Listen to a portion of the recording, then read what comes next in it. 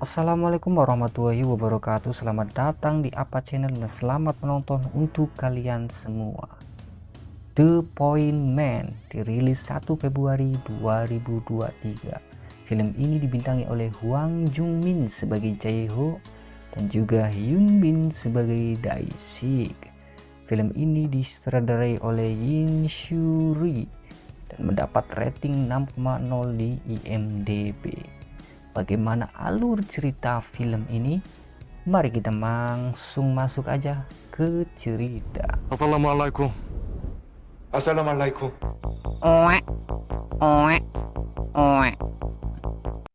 Pada tanggal 11 September 2001, Al-Qaeda dipimpin oleh Osama bin Laden menyerang Amerika Serikat. Serangan ini dikenal sebagai tragedi di gedung WTC. Setelah kejadian itu, Amerika Serikat menyatakan perang dengan Afghanistan karena mereka memberi perlindungan pada Osama bin Laden. Berawal dari 23 warga Korea Selatan yang sedang menjalankan misi keagamaan atau misionaris ke Afghanistan, bus yang mereka tumpangi dihadang sekelompok pemberontak Taliban. Mereka pun ditangkap dan dijadikan sandera oleh Taliban.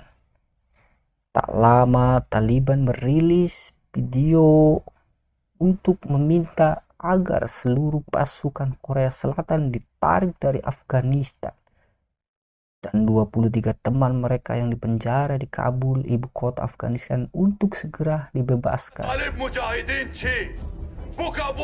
Kementerian Luar Negeri Korea Selatan dan Badan Intelijen Korea Selatan segera membentuk tim untuk bernegosiasi dengan Taliban. Akhirnya pemerintah Korea mengirimkan Jae-ho yang dikenal sebagai diplomat terampil di Korea untuk menangani situasi tersebut. Sedangkan pihak intelijen Korea mengirim Dae-sik, seorang agen khusus yang ahli di Timur Tengah. Pada awalnya, Jae-ho menolak untuk bekerja sama dengan Dae-sik. Jae-ho mencoba untuk bergerak sendiri dan melobi pemerintah Afghanistan agar mau memenuhi tuntutan Taliban. Namun situasi politik di Afghanistan tidak memungkinkan untuk Presiden Afghanistan membebaskan 23 narapidana Taliban yang dipenjara di Kabul. Usaha Jae-ho pun sia-sia, semua gagal, dan pada akhirnya Jae-ho mau bekerja sama dengan Dae-sik. Langkah awal Dae-sik mencari Qasim atau Lee Bong-han, warga sipil Korea Selatan yang sudah lama tinggal di Afghanistan.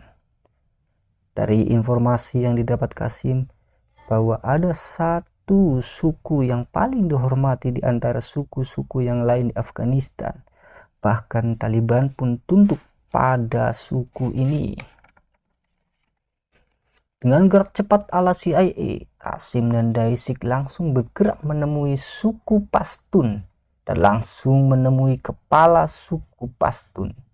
Di sana Dae-sik dan Qasim bertemu dengan Jae-ho. Mereka pun disambut hangat oleh kepala suku Pashtun. Setelah bermalam di sana dan suku Pashtun pun mau untuk membantu pihak Korea Selatan untuk meminta Taliban membebaskan para sandera. Namun keesokan harinya suku Pashtun membatalkan perjanjian untuk bisa bernegosiasi dengan Taliban. Ya, berita mengenai 23 sandera ini adalah misionaris. Itu yang membuat suku Pashtun menolak untuk menjadi jembatan antara pihak Korea dan Taliban. Usaha Jae-ho dan Dae-sik dan Qasim pun gagal untuk melobi suku Pashtun agar bisa menjembatani mereka dengan Taliban. Satu persatu sandera pun dibunuh oleh Taliban. Tak beberapa lama muncul seorang yang mengaku negosiator dari pihak Taliban. Orang ini bernama Mr. Abdullah. Mr. Abdullah meminta $2 juta untuk membebaskan para sandera. Mereka pun percaya dan mulai menyiapkan uang yang diminta. Tae-sik dan Jae-ho langsung mengatur pertemuan dengan Mr. Abdullah. Dalam pertemuan itu, Jae-ho meminta agar sandera segera dibebaskan. Namun tidak sepadan dengan kepercayaan Jae-ho dan Tae-sik. Mr. Abdullah ternyata menipu mereka dan berusaha kabur untuk membawa uang 2 juta dolar milik pihak Korea. Di sini Tae-sik dengan kemampuan dirinya sebagai pasukan khusus atau pasukan badan intelijen negara berusaha mengejar Mr. Abdullah dan anak buahnya. Adegan action pun terjadi, baku hantam pun tak terelakkan. Tae-sik berhasil mengamankan uang 2 juta dolar milik pihak pemerintah Korea. Alhamdulillah gak jadi dicolong. Pada akhirnya pihak Taliban menelpon langsung pihak Dubes Korea dan meminta agar segera permintaannya untuk dipenuhi. Bergulat dengan waktu yang diberikan pihak Taliban, Jae-ho dan Tae-sik semakin terpojok. Jae-ho dan Tae-sik diminta untuk mundur dari operasi pembebasan sandera oleh pihak pemerintah. Tapi seperti tak habis akal, Jae-ho tidak percaya dengan itu dan langsung menghubungi presiden secara one and one. Tak lama presiden pun menjawab keinginan Jae-ho untuk bernegosiasi secara langsung.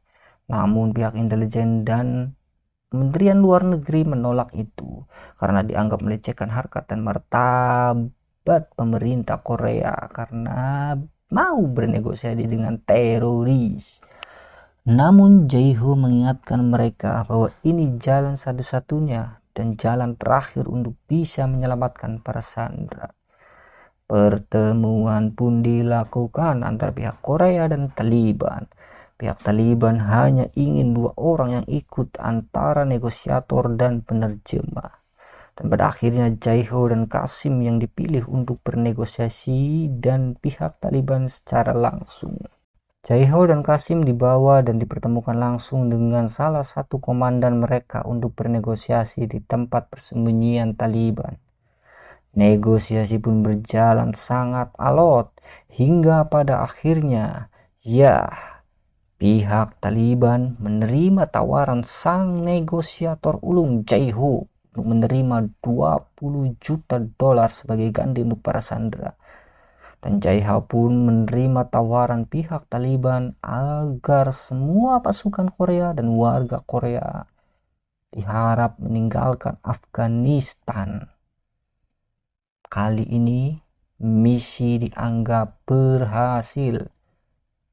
Jae-ho dan Qasim berhasil bernegosiasi dengan pihak Taliban.